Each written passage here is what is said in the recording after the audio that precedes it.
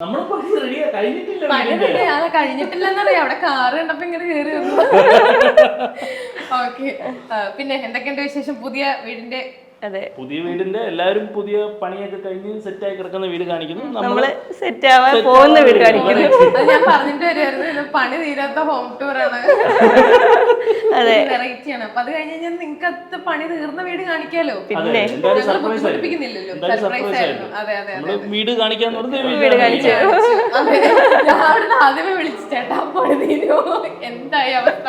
എന്നോട് പറഞ്ഞു പണി തീർന്നില്ല. അപ്പൊ ഞാൻ പറഞ്ഞു ഓക്കെ കുഴപ്പമില്ല, ഇങ്ങനെയെങ്കിൽ ഇങ്ങനെ മതി, വന്ന് കണ്ട് സംസാരിച്ചിട്ട് പോയാൽ മതി എന്ന് പറഞ്ഞിട്ടാണ് ഞങ്ങൾ തള്ളി കയറി ഇങ്ങോട്ട് വന്നത്.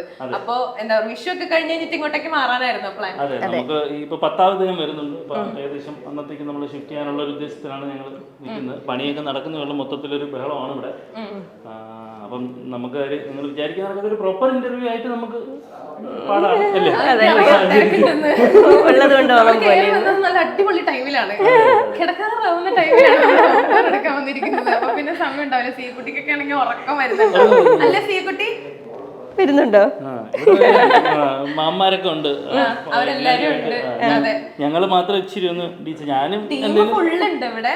നിങ്ങളുടെ വീഡിയോസ് ഒക്കെ നിങ്ങൾ എങ്ങനെയാ കൊണ്ടുപോകണം? ഇതിന്റെ ഇടയ്ക്ക് പറ്റുന്നുണ്ടോ? അല്ല, നമ്മളെ വീഡിയോസ് എങ്ങനെയാണോ കൊണ്ടുപോകണം അതുപോലെ തന്നെ നമ്മളെ വീട് പണിയും കൊണ്ടുപോയിക്കൊണ്ടിരിക്കുന്നത്. കാര്യം അവരെ കൊണ്ട് തന്നെ നമ്മൾ പണിയെടുപ്പിച്ചുകൊണ്ടിരിക്കുന്നത്.